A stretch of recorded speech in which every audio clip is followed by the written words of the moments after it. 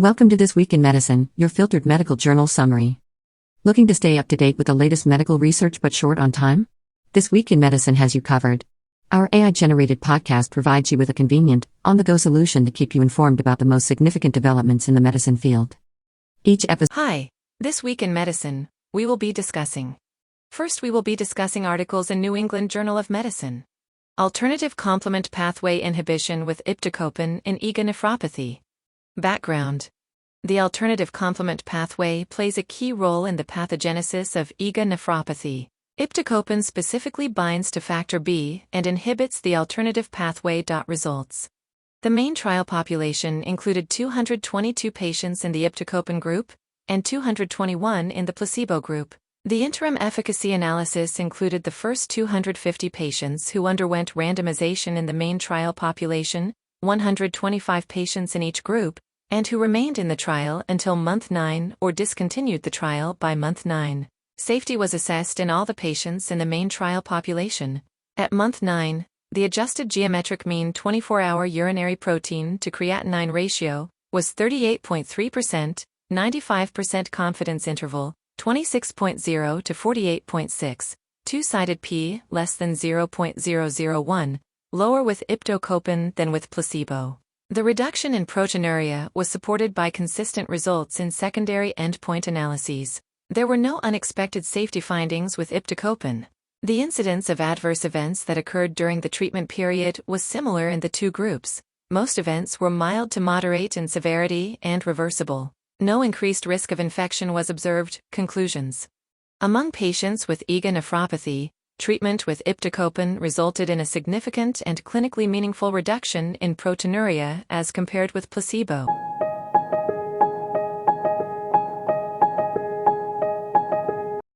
Atrasentan in patients with IgA nephropathy. Background. Patients with IgA nephropathy and severe proteinuria have a high lifetime risk of kidney failure. The efficacy and safety of the selective endothelin type A receptor antagonist Atrasentan in reducing proteinuria in patients with IgA nephropathy are incompletely understood. A total of 340 patients were recruited into the main stratum. Among the first 270 patients in the main stratum, 135 per trial group, who completed the week 36 visit, the geometric mean percentage change in the urinary protein to creatinine ratio relative to baseline was significantly greater with Atrasentan, minus 38.1%, than with placebo, minus 3.1%, with a geometric mean between group difference of minus 36.1 percentage points, 95% confidence interval, minus 44.6 to minus 26.4, p less than 0.001. The percentage of patients with adverse events did not differ substantially between the two groups. Fluid retention was reported by 19 of 169 patients, 11.2%, in the Atrasentan group, and in 14 of 170, 8.2%, in the placebo group, but did not lead to discontinuation of the trial regimen. No apparent cases of cardiac failure or severe edema occurred. Conclusions. In this pre-specified interim analysis, Atrasentan resulted in a significant and clinically meaningful reduction in proteinuria, as compared with placebo in patients with IgA nephropathy.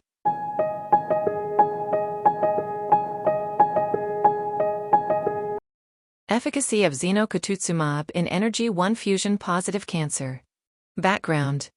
Neuregulin-1, ENERGY-1, fusions are recurrent oncogenic drivers found in multiple solid tumors. ENERGY-1 binds to human epidermal growth factor receptor 3, HER3, leading to heterodimerization with HER2 and activation of downstream growth and proliferation pathways. The efficacy and safety of Zenocutuzumab, a bispecific antibody against HER2 and HER3, in patients with ENERGY-1 fusion-positive solid tumors are unclear.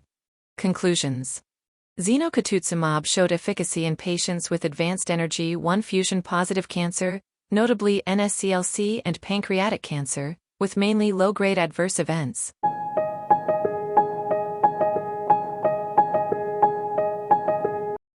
Next, we will be discussing articles from Journal of American Medical Association. Simvastatin and Rifaximin in decompensated cirrhosis. A randomized clinical trial. Question: is the combination of simvastatin and rifaximin useful to prevent severe complications of liver cirrhosis? Findings. In this randomized clinical trial that included 237 patients with decompensated cirrhosis, no significant differences were found in terms of the incidence of severe complications of cirrhosis associated with organ failure, acute on chronic liver failure, transplant or death, and complications of cirrhosis, meaning the combination of Simvastatin and Rifaximin in patients with decompensated cirrhosis did not prevent severe complications of liver cirrhosis.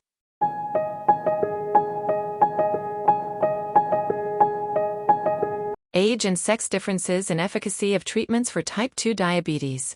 A network meta-analysis. Question: does the efficacy of sodium glucose cotransporter 2 inhibitors, glucagon-like peptide 1 receptor agonists, and dipeptidyl peptidase 4 inhibitors vary by age and sex among individuals with type 2 diabetes? Findings.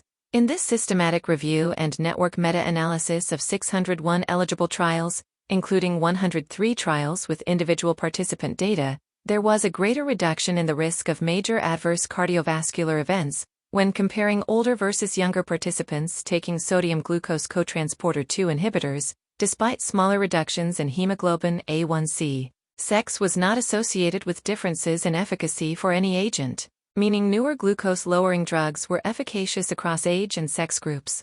Sodium glucose cotransporter 2 inhibitors were more cardioprotective in older than in younger people.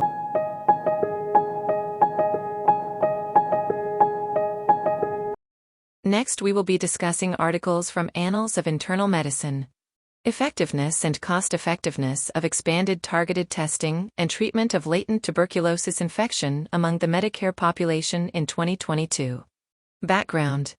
In the United States, older adults have elevated prevalence of latent tuberculosis infection, LTBI, and incidence of tuberculosis, TB. Objective: to estimate the health benefits and cost-effectiveness of LTBI testing and treatment among the Medicare-eligible population. Conclusion: Medicare-eligible persons represent approximately 1/3 of all U.S. persons with LTBI.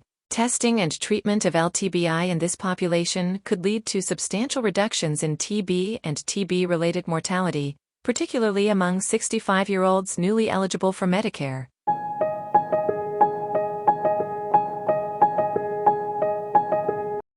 Next, we will be discussing articles from British Medical Journal.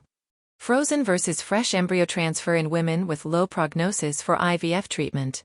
Objective: to test the hypothesis that a freeze-all strategy would increase the chance of live birth compared with fresh embryo transfer in women with low prognosis for in vitro fertilization, IVF, treatment.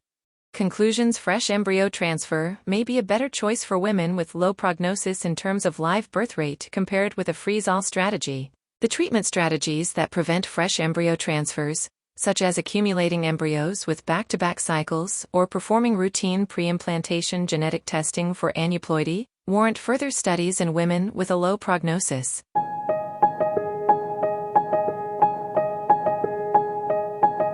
Next, we will be discussing articles from Lancet.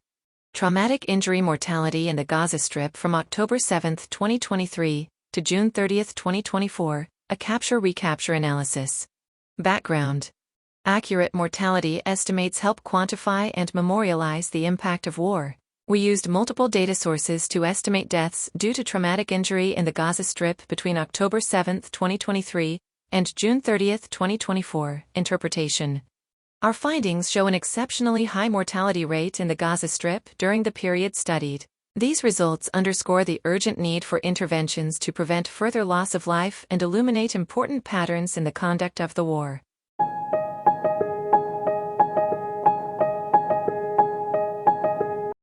Next, we will be discussing articles in the field of hemato-oncology. Here are the articles from Journal of Clinical Oncology. OPAR, a randomized trial of partial breast irradiation in 5 fractions once daily for early breast cancer. Purpose. Previous studies suggest that external beam partial breast irradiation, PBI, delivered twice a day can lead to increased adverse cosmosis, AC. The objective of our trial was to determine whether 2 regimens for PBI given once daily over 1 week resulted in acceptable AC to inform a Phase 3 trial. Conclusion. According to the study design, 30 grays and 27.5 grays resulted in acceptable cosmetic outcomes. In light of recent studies, a lower dose was chosen for the Phase 3 trial.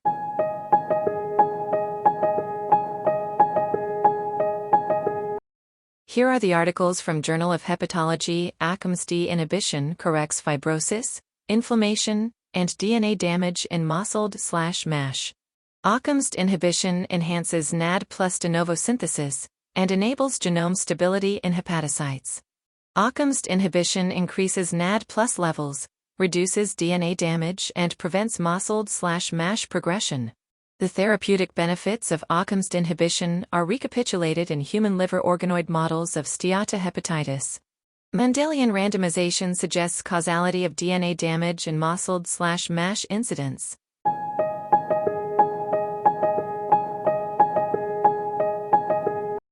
Next, we will be discussing articles in the field of gastroenterology. Here are the articles from Gastroenterology. Obesity-facilitated colon cancer progression is mediated by increased diacylglycerol (O-acyl transferases 1 and 2 levels. Background and aims. The obesity epidemic is associated with increased colon cancer progression. As lipid droplets, LDs, fuel tumor growth, we aimed to determine the significance of diacyltransferases, diacylglycerol O-acyl transferases 1 and 2, DGOT1/2, responsible for LD's biogenesis, in obesity-mediated colonic tumorigenesis. Conclusions. This is a novel mechanism of DGOT1/2 dependent metabolic and tumorigenic remodeling in obesity-facilitated colon cancer, providing a platform for future development of effective treatments for patients with colon cancer.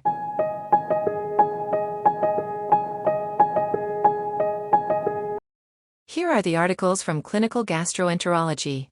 Satisfaction with and adherence to off-label corticosteroids in adolescents and adults with eosinophilic esophagitis, results of a web-based survey in the United States. Goals. We assessed satisfaction with and adherence to off-label corticosteroids in patients with eosinophilic esophagitis, O, in the United States. Background. O is a chronic inflammatory disease for which there are currently no U.S. Food and Drug Administration approved swallowed topical corticosteroids. Conclusions. Satisfaction with and adherence to off-label corticosteroids were low in this web-based survey of adolescents and adults with O in the United States.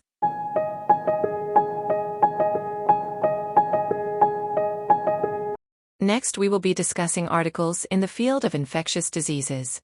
Here are the articles from Clinical Infectious Diseases. Antibiotic prescribing for respiratory tract infections in urgent care, a comparison of in-person and virtual settings. Background. Little is known about antibiotic prescribing for respiratory tract infections, RTIs, in virtual versus in-person urgent care. Conclusions. Antibiotic prescriptions were more common in virtual versus in-person urgent care, including among physicians who provided care in both platforms. This appears to be related to the high rate of sinusitis diagnosis in virtual urgent care.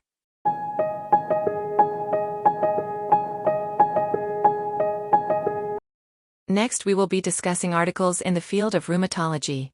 Use of 18F-fluorodeoxyglucose positron emission tomography to monitor disease activity in patients with giant cell arteritis on tocilizumab. Objective. The objective of this study was to assess the value of 18F-fluorodeoxyglucose, FDG, positron emission tomography, PET, scans to monitor disease activity in patients with giant cell arteritis, GCA, on tocilizumab. Conclusion. FDG PET has limited value to guide management decisions or inform prognosis when obtained during remission in patients with GCA on tocilizumab. Compared to glucocorticoid monotherapy, tocilizumab significantly reduces, but often does not eliminate, vascular inflammation in GCA.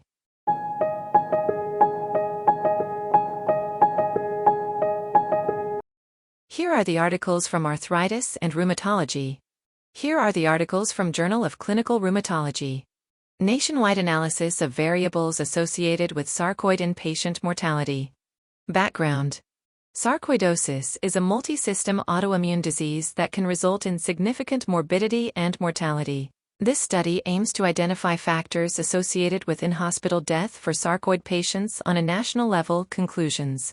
Our multi-year national analysis showed that 2.5% of hospital admissions with a sarcoid diagnosis ended in death. The following factors were associated with death: age, Charlson Comorbidity Index, male sex, other race, arrhythmia/heart blocks, cirrhosis/hepatic failure, hemophagocytic lymphohistiocytosis, infection, interstitial lung disease, heart failure/myocarditis, neurologic diseases, and pulmonary hypertension.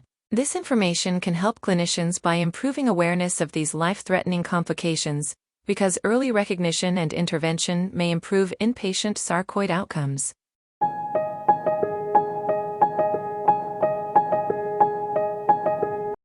Next, we will be discussing articles in the field of cardiology. Here are the articles from Circulation. Large bore mechanical thrombectomy versus catheter-directed thrombolysis in the management of intermediate-risk pulmonary embolism. Primary results of the peerless randomized controlled trial. Background. There are a lack of randomized controlled trial data comparing outcomes of different catheter-based interventions for intermediate-risk pulmonary embolism. See conclusions. Peerless met its primary endpoint in favor of LBMT compared with CDT in treatment of intermediate-risk pulmonary embolism. LBMT had lower rates of clinical deterioration and/or bailout and post-procedural intensive care unit use compared with CDT, with no difference in mortality or bleeding.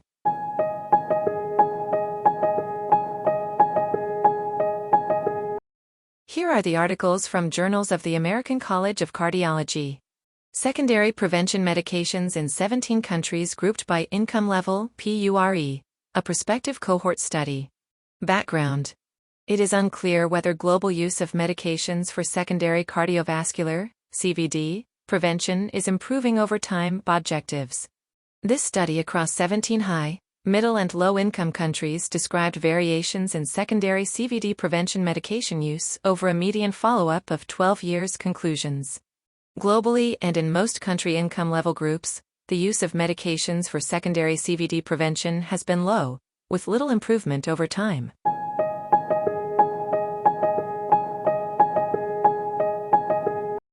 From JAMA Cardiology. Microaxial flow pump, hemodynamic and metabolic effects in infarct-related cardiogenic shock. A substudy of the Dan-Gare shock randomized clinical trial. Question. Does the use of a microaxial flow pump, MAFP, reduce the need for pharmacological circulatory support, and what are the effects on hemodynamics and lactate clearance in patients with ST elevation myocardial infarction, induced cardiogenic shock, STEMI CS? Findings.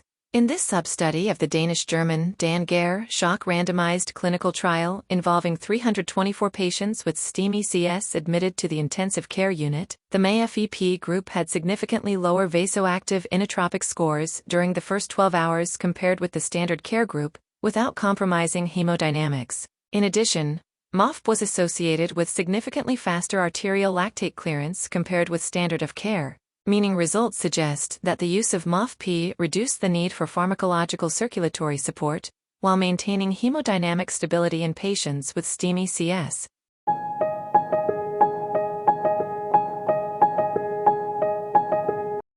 Next, we will be discussing articles in the field of endocrinology.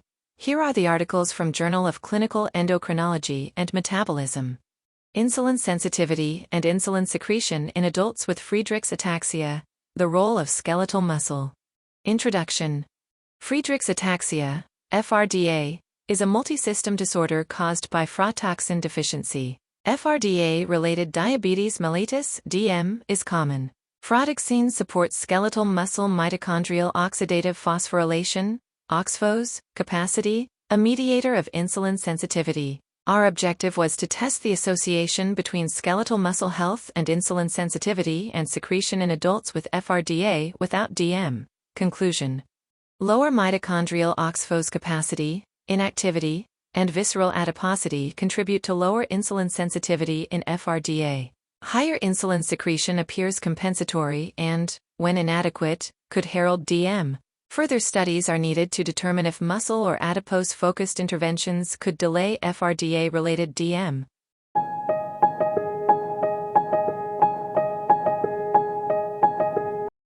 Here are the articles from Diabetes Care.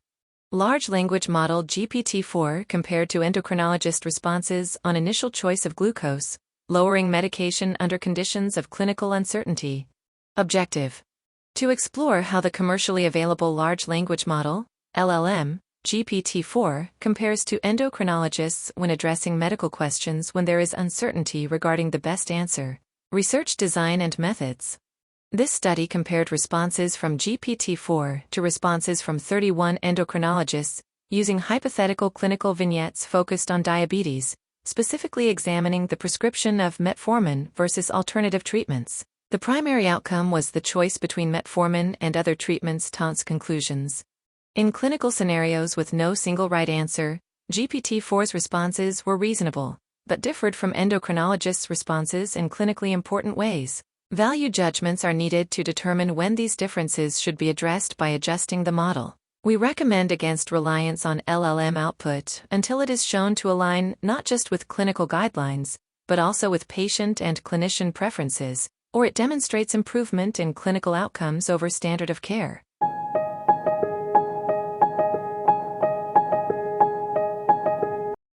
Next, we will be discussing articles in the field of neurology. Here are the articles from Neurology. Effect of 4 thrombolysis with alteplase in patients with vessel occlusion in the Wake Up trial. Background and objectives. Data from randomized trials on the treatment effect of pure thrombolysis in patients with vessel occlusion are lacking. We examined data from a corresponding subsample of patients from the multicenter, randomized, placebo-controlled Wake Up trial to determine whether MRI-guided 4 thrombolysis with alteplase in unknown onset ischemic stroke benefits patients presenting with vessel occlusion. Discussion. Although the Wake Up study was not powered to demonstrate treatment efficacy in patient subpopulations, this subgroup analysis points to a benefit of MRI-guided thrombolysis in patients with unknown onset ischemic stroke, independent of vessel occlusion.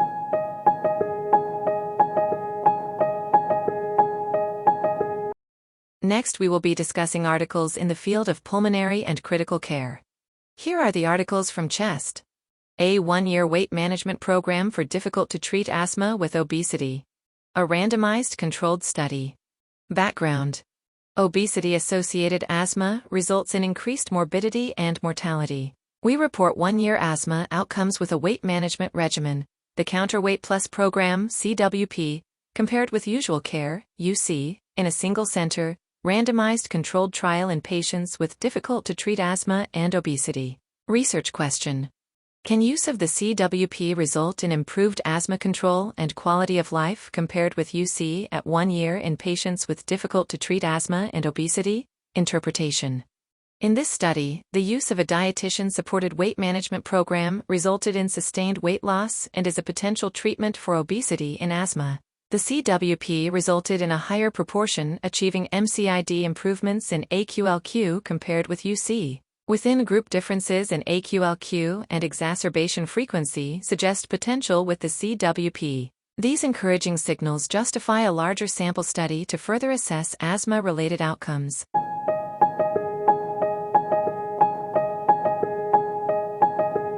Next, we will be discussing articles in the field of nephrology. Here are the articles from Clinical Journal of American Society of Nephrology. Medication burden and adverse cardiovascular events and death in patients treated with maintenance hemodialysis, a nationwide cohort study. Key points. A higher medication burden was associated with a higher risk of adverse events in patients receiving maintenance hemodialysis. Medication burden can serve as a clinically relevant risk indicator for cardiovascular events and all-cause death in patients on maintenance hemodialysis.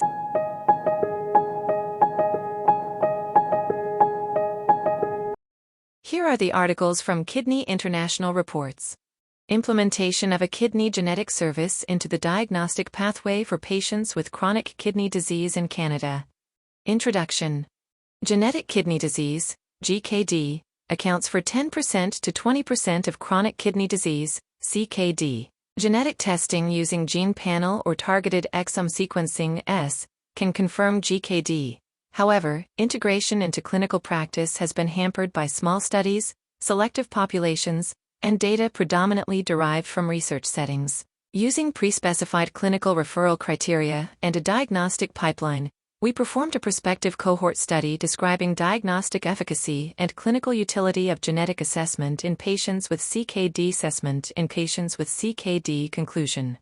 Instituting referral guidelines and a standardized testing algorithm established a genetic diagnosis in 1/3 of participants, providing insight into the viability of integrating genetic assessment in the CKD diagnostic pathway. Considering the potential for clinical utility, strategies to reduce the time from CKD diagnosis to genetics assessment are needed. Thank you for listening to This Week in Medicine, your filtered medical journal summary. Have a great week ahead, stay blessed and be humane.